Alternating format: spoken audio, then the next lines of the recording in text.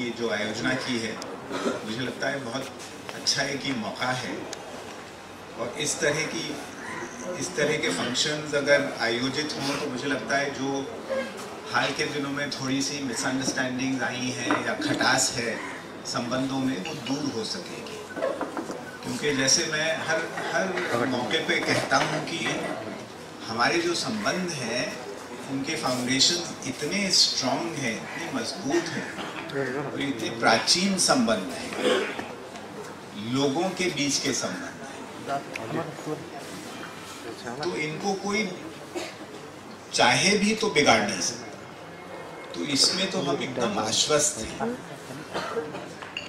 कि जो फाउंडेशन इतने स्ट्रॉन्ग हैं तो संबंध तो हमारे रहेंगे ही स्ट्रॉन्ग, पर क्योंकि इतने घनिष्ठ संबंध हैं समय समय पर कभी कभी दिक्कतें नहीं आती, और जब कभी इस तरह की दिक्कतें आती हैं तो इनको हम बातचीत के द्वारा ही इनका समाधान करते हैं। तो इसीलिए इस तरह की जो गोष्ठी होती है, मुझे लगता है उससे वातावरण और अच्छा होता है, स्वच्छ होता है। और कोई अगर मिसअंडरस्टैंडिंग्स हैं या दूरी बनी है तो उसमें कमी आती है।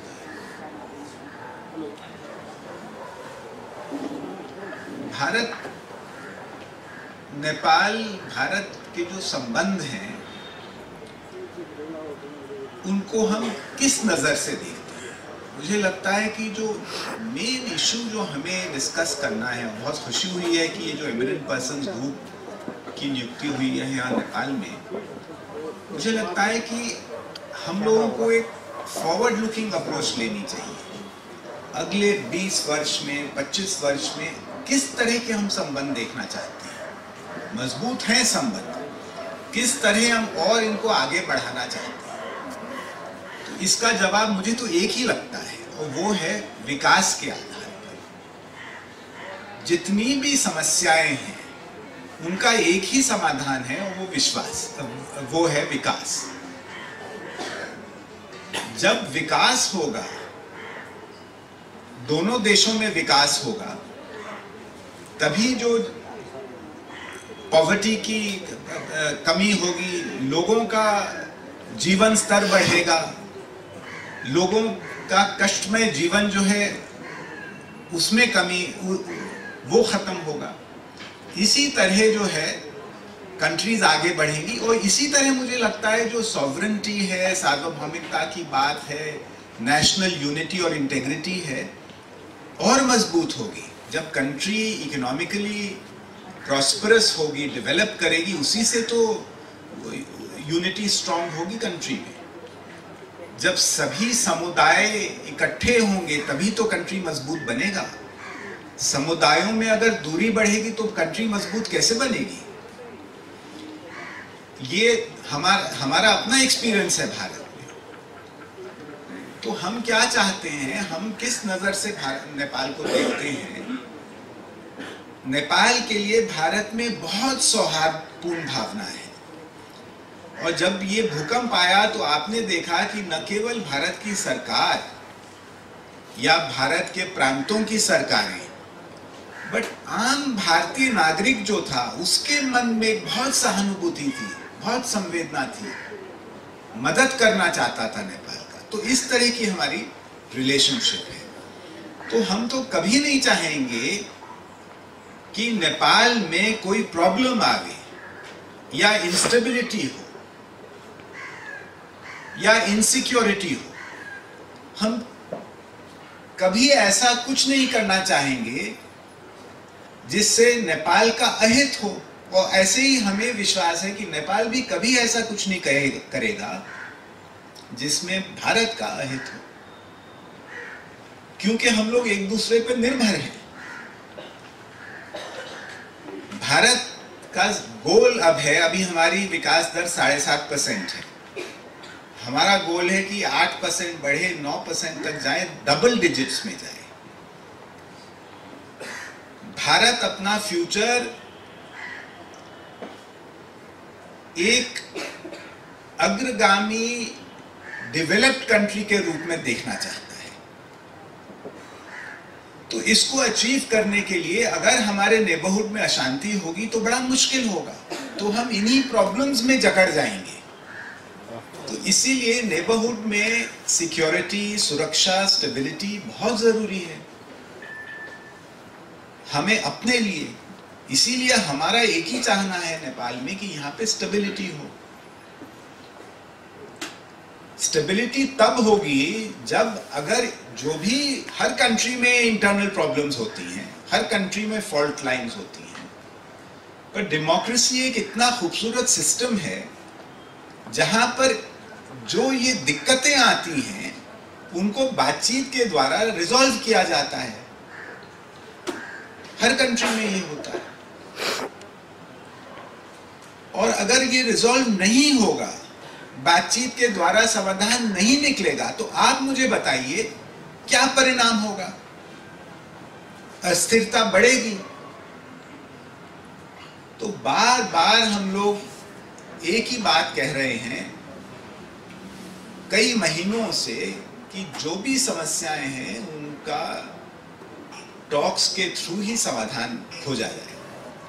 और अभी माननीय मंत्री जी ने जो कहा उससे मुझे बहुत खुशी हुई कि बहुत प्रोग्रेस हुई है। ये जो टॉक्स का सिलसिला यहाँ चला है, प्रोग्रेस बहुत हुई है। उन्होंने बताया कि सरकार जो है प्रतिबद्ध है कि ये जो 4 इश्यूज उन्होंने बताए उन पे आगे बढ़ेगी और इसमें हमारा समर्थन है, भारत का समर्थन, भारत सरकार का पूरा समर्थन है। हमने वेलकम किया था ये, क्योंकि हम समझते हैं कि इससे आज की जो समस्या से जूझ रहा है नेपाल, उसका एक निकास मिलेगा और जो मेन इशू है डेवलपमेंट का उस पर फोकस करेगा। तो मुझे भी 12:30 बजे कहीं एक माननीय प्रधानमंत्री जी क्या कार्यक्रम है उसमें जाना है। तो 2-3 चीजों से मैं एंड करना चाहता हूं। भारत नेपाल का मित्र है। भारत नेपाल में स्थिरता और विकास चाहता है। भारत चाहता है कि जो समस्याएं नेपाल में हैं, जो अंदरूनी समस्याएं हैं, वो बातचीत के द्वारा उनका समाधान निकले। और जहां जिस तरह की भारत से नेपाल सहायता चाहेगा, मदद चाहेगा, वो भारत पूरी तरह से उसमें भारत का सपोर्ट रहेगा। बहुत बहुत धन्यवाद। विवाह हुने बित्तिकै छोरी मान्छेहरू लोग्नेको घरमा जाने या बेहुलाको घरमा जाने हाम्रो सामाजिक चलन छ। यो ठिक हो कि होइन छुट्टै बहसको विषय हुन सक्छ, तर चलन त यो हो नि। त्यसैले संविधान लेखन गरिरहँदाखेरि पारिपट्टिबाट बिहा गरेर आइरहेका छोरीहरूलाई या बुहारीहरूलाई नागरिकता कसरी दिनुपर्छ भन्ने बारेमा हामीले संविधानमै अलिकति फरक व्यवस्था किन गर्यौँ भने उनी विवाह भएर आउँछन्, घरमा बस्छन्, त्यो घरलाई आफ्नो ठान्छन्, त्यो परिवारलाई आफ्नो ठान्छन्। त्यसैले उनलाई नागरिकता दिने कुरामा अरूभन्दा फरक खालको व्यवस्था हामीले गर्यौँ भनेदेखि सम्भवतः त्यहाँ अन्याय पर्न जान्छ। त्यसैले हामीले वैवाहिक नागरिकता जुन प्रारम्भिक पहिलादेखिको व्यवस्था थियो, त्यो व्यवस्थालाई लामो बहस पछाडि पनि हामीले त्यसलाई परिवर्तन गरेका त्यो जस्ताको तस्तै राखेका छौँ।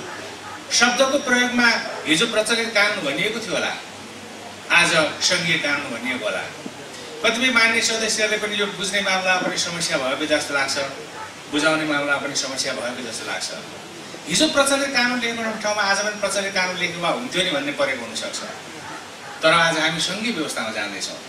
त्यसैले अहिले कानुन सङ्घले पनि बनाउँछ, प्रदेशले पनि बनाउँछ, स्थानीय तहले पनि बनाउँछ। संविधान पढ्दाखेरि तपाईँले हेर्नु होला, त्यहाँनिर त्यहाँ स्थानीय कानुन पनि भनिएको छ, प्रादेशिक कानुन पनि भनिएको छ, सङ्घीय कानुन पनि भनिएको छ। त्यसैले हिजो भनिएको त्यो कुराको शब्दको सायद त्यो ठाउँ प्रयोग गर्न सकेन होला। खैर, मैले नेपाल भारत सम्बन्धको बारेमा यी चिजहरूको चर्चा गरिरहँदाखेरि यसलाई उठाउनु मात्रै खोजेको। प्रधानमन्त्री मोदी नेपालमा आउनुभयो, नेपालले भव्य स्वागत गर्यो। उहाँले व्यवस्थापिका संसदमा बडो मिठो भाषण गर्नुभयो। नेपालको सार्वभौमिकताको बारेमा, नेपालको अखण्डताको बारेमा, नेपालको राष्ट्रिय स्वाधीनताको बारेमा उहाँले नेपालको संसदमा बोलिरहँदा म त तत्काल संविधान सभाको सदस्य थिइनँ, म मास्तिर अतिथिको कोरिडोरमा बसेको थिएँ। तर मान्य सदस्यहरूले हात राता हुने गरेको ताली पड्काउनु भयो। तालीले व्यवस्थापिका संसद गुन्जायमान भयो। प्रधानमन्त्री मोदीले नेपालको पानी र नेपालको जवानीको कुरा गर्नुभयो। नेपालको पानी र नेपालको जवानीको कुरा गर्दाखेरि पनि मान्य सदस्यले मजाले ताली बढाउनु। नेपालको पानीको अर्थ छ र नेपालको जवानीको अर्थ छ। नेपालको पानी र नेपालको जवानीलाई सदुपयोग गर्ने कुराहरूलाई प्रधानमन्त्री मोदीले बडो सुस्पष्ट ढङ्गले बडो मिठो ढङ्गले गरेको प्रस्तुतिलाई नेपालले राम्ररी स्वीकार गरेको थियो। त्यस्ता खालका अभिव्यक्तिहरू आज पनि हाम्रो निम्ति उपयुक्त र उपयोगी हुन सक्छ। मुख्य कुरा हाम्रा सम्बन्धका कुराहरू हुन्। हामी सम्बन्धलाई कसरी लान चाहन्छौँ। म भारतसँगको सम्बन्धलाई बडो स्पष्टताका साथ गर्न चाहन्छु। विगतको जसरी सुमधुर बनाउन चाहन्छौँ, सुसंस्कृत बनाउन चाहन्छौँ। हामी छिमेकीहरू हौँ। हाम्रा बिचको असल छिमेकीपनलाई निरन्तरता दिन चाहन्छौँ। यो बिचमा केही भएको होला, त्यो कुरालाई हामी बिर्सन चाहन्छौँ। त्यो बिर्सने खालको वातावरण त्यताबाट पनि बनोस् भन्ने कुराहरू हामी चाहन्छौँ। भारतको विकासलाई हामी सदुपयोग गर्न चाहन्छौँ। विकास हाम्रो पनि लक्ष्य हो, हाम्रो पनि चाहना हो। हामीले विकासलाई तीव्रताका साथ अगाडि बढाउन चाहन्छौँ। राजनीतिक रूपमा हामी लामो समयसम्म विवाद गरिरह्यौँ, तर राजनीतिक मामलालाई हामीले सल्टाएका छौँ, संविधान निर्माण गरेका छौँ। अब विकासको बाटोमा हामी अगाडि बढ्न चाहन्छौँ। प्रधानमन्त्री केपी ओलीले पटक पटक भन्नुभएको छ, संविधान निर्माण भइसकेको छ, अब स्थायित्व हुँदै राजनीतिक स्थायित्वलाई कायम गर्दै विकासको बाटोमा हामी लम्कन चाहन्छौँ। यो विकासको बाटोमा लम्कनको निम्ति हामीले एक्लै लम्कन सक्दैनौँ, हामीलाई थाहा छ। र हामीलाई यो पनि थाहा छ कि हाम्रा छिमेकीहरूले गरिरहेको विकासको लाभ हामीले लिनुपर्छ। हामीसँग भएका साधन स्रोतहरूलाई हामीले म्युचुअल बेनिफिटको आधारमा, परस्परको लाभको आधारमा हामीसँग भएका साधन स्रोतहरूको उपयोग गर्न हामी तत्पर छौँ र हाम्रा छिमेकीहरूले गरेका विकासहरूलाई लाभ पनि हामीले लिन पाउनुपर्छ र त्यो हाम्रो अधिकारको विषय पनि हो। यसैले यो मामिलामा हामी प्रष्ट छौँ र प्रष्टताका साथ अगाडि जानुपर्छ भन्ने म यहाँ राख्न चाहन्छु। हामी हाम्रा छिमेकीहरूलाई, छिमेकीका सुरक्षा चासोहरूलाई, सुरक्षा संवेदनशीलतालाई हामी बुझ्छौँ। हामीले संविधान लेखन गरेर त्यो कुरा बुझेका छौँ र शासन प्रशासन सञ्चालन गरिरहँदाखेरि पनि त्यो कुरा हामी बुझ्छौँ। र यदि हामीले कुनै ठाउँमा चुप गरेका रहेछौँ भने, कुनै ठाउँमा गल्ती गरेका रहेछौँ भने हामी छिमेकीहरूका सुरक्षा सम्बन्धी चासोहरूलाई कुनै भुलचुक नहुने गरिकन त्यसलाई उपयुक्त ढङ्गले व्यवस्थापन गर्नको निम्ति हामी तयार छौँ। मेरो विचारमा हामीले यति गर्दाखेरि पुग्छ। बाँकी ठुला छिमेकीहरूका बिचमा छौँ। ठुला छिमेकीहरूबाट हामी हाम्रो विकासलाई आश्वस्त हुन चाहन्छौँ र अहिले भइरहेका कतिपय अवरोधहरू जुन छन् त्यो अवरोधहरूलाई अविलम्ब अन्त गर्दै अगाडि बढ्न हामी चाहन्छौँ। अहिले व्यवस्थापिका संसद चलिरहेको छ। व्यवस्थापिका संसदभित्र संविधान सभाले बनाएको संविधानको प्रथम संशोधन त्यो ठाउँमा चलिरहेको छ। सरकारको मन्त्रीको हिसाबले र खास गरिकन त्यो विषयसँग सम्बन्धित संविधान सभाको विषयसँग, संविधान संशोधनको विषयसँग गाँसिएको मन्त्रीको हिसाबले म बहुत प्रष्टताका साथ केही कुराहरू राख्न चाहन्छु। संविधान संशोधनमा दुईटा विषयवस्तुहरू व्यवस्थापिका संसदमा आएका छन् प्रथम संशोधनको रूपमा। प्रारम्भमा त्यसमा हाम्रा बीचहरूमा केही प्रश्नहरू थिए। खास गरिकन त्यो संशोधन लगिरहँदाखेरि अलि बढी छलफल नभएको, राजनीतिक दलहरूका बिचमा व्यापक छलफल नभइकन त्यो गएका हुनाले त्यसमा केही प्रश्नहरू थिए। तर संविधान जारी गर्दाका बखतमै वर्तमान प्रधानमन्त्री नेकपा एमालेको संसदीय दलको नेताको हैसियतले उहाँले संविधान सभाको रोस्टमलाई प्रयोग गरेर ती दुईटा विषयवस्तुहरू सामाजिक न्यायको हकमा समानुपातिक समावेशितालाई समावेश गर्ने कुरा या क्षेत्र निर्धारण गरिरहँदाखेरि प्रत्येक संविधान जारी हुँदाका बखत कायम रहेका जिल्लाहरूमा न्यूनतम एउटा कन्स्टिट्युएन्सी कायम रहने गरिकन र बाँकीलाई जनसङ्ख्याको भारमा राख्ने गरिकन संविधान संशोधन गर्ने कुरामा उहाँले सहमति जनाउनु भएको थियो। एकीकृत नेकपा माओवादीको अध्यक्ष प्रचण्डले सहमति जनाउनु भएको थियो र तत्कालीन प्रधानमन्त्री सुशील कोइरालाले पनि सहमति जनाउनु भएको थियो र अन्य दलहरू पनि यसमा सहमत थिए। त्यो संविधान संशोधनको प्रथम विधेयक, पहिलो संशोधनको विधेयक व्यवस्थापिका संसदमा छ। यो संविधान जारी भइसके पछाडि 3 महिनाको बिचमा मधेसका 20वटा जिल्लामा 595 जना महिलाहरूले वैवाहिक अङ्गीकृत नागरिकता प्राप्त गर्नुभएको छ। त्यसभन्दा पछाडिको अर्को महिनाको डाटा अब माघ महिना लागेपछि फेरि सार्वजनिक गर्नुभयो। हिजो मात्रै कान्तिपुर पत्रिकाले 11 जना महिलाहरू वैवाहिक अङ्गीकृत नागरिकता प्राप्त भएका महिलाहरू, उहाँहरू सबैको तथ्य तथ्याङ्क ठिक हो भने मलाई थाहा छैन, तर नेपालको संसदमा हुनुहुन्छ भनेर भनेको छ। त्यसैले यसबाट बुझ्नुहोस्, यो संविधान जारी भइसके पछाडि 20 जिल्लाका 595 जना महिलाहरूले जुन वैवाहिक नागरिकता प्राप्त गर्नु उहाँले के आधार पाउनुभयो? जे कानुनी व्यवस्था छ त्यो कानुनी व्यवस्था अहिले पनि छ। त्यो कानुनी व्यवस्थालाई अहिलेको संविधानले निरन्तरता प्रदान गरेको छ। त्यसैले नागरिकता प्राप्ति या अङ्गीकृत नागरिकतामा कुनै वैवाहिक नागरिकतामा कुनै समस्या छ भन्ने कुरा त्यो साँचो हुन सक्दैन र त्यो होइन। त्यसैले म अन्तमा यति मात्र निवेदन गर्छु कि नेपाल भारत सम्बन्धको बारेमा चर्चा गर्ने हिसाबले, छलफल गर्ने हिसाबले, यो सम्बन्धलाई सुमधुर बनाउने हिसाबले, सम्बन्धमा आइरहेका केही समस्याहरूलाई सकारात्मक दिशा दिने हिसाबले यो कार्यक्रमको आयोजना गरिएको छ। यो कार्यक्रमको आयोजना यहाँले गर्नुभएकोमा म यहाँलाई धन्यवाद दिन चाहन्छु र सँगसँगै नेपाल भारत सम्बन्धलाई सुमधुर बनाउने सिलसिला सँगसँगै आइरहेका अवरोधहरूमा केही समस्याहरूको समाधान हुने बित्तिकै प्रधानमन्त्री केपी शर्मा ओली भारत भ्रमणको निम्ति उहाँ तत्पर रहनु भएको कुरा म यहाँहरूको बिचमा राख्दै यहाँहरू बिदा हुन चाहन्छु। झन्डै 1 दशक लामो सङ्क्रमण समाप्त गर्नको लागि आवश्यक संविधान जारी भयो। संविधान जारी भएपछि त्यसमा नेपालभित्र पनि म त त्यसको आलोचक रहिआएको छु, किनभने म एउटा पत्रकार पनि हो, म सचेत नागरिकको हिसाबले र दुवै मुलुकका डेमोक्रेसीको इभोल्युसनलाई मैले अध्ययन गरेको हुनाले मैले त्यसलाई अलिकति क्रिटिकल्ली हेर्ने पनि गरेको छु। तर के भनेदेखि जब संविधान आयो, संविधान आउँदाखेरि नेपालमा असन्तोष, पुरा अपेक्षित अपनत्व नभएको अवस्थामा र अर्को भारतबाट पनि त्यसलाई अपेक्षित ढङ्गले वेलकम नगरिएको यहाँका खास गरेर संविधान निर्माताहरूको एउटा टिप्पणी, अनि अर्को त्यसपछि जुन खास गरेर रक्सोल नाकामा धरना र आपूर्तिमा असहज परिस्थिति आयो, त्यहाँबाट सम्बन्धमा तिक्तता र अनेक टिप्पणीहरू आएको छ। तर रिलेसनमा अप्स एन्ड डाउन्स हुनु अस्वाभाविक होइन, यो पहिला पनि भएको छ। त्यसले एउटा च्यालेन्ज र अपर्च्युनिटी पनि हामीलाई थ्रो गर्छ।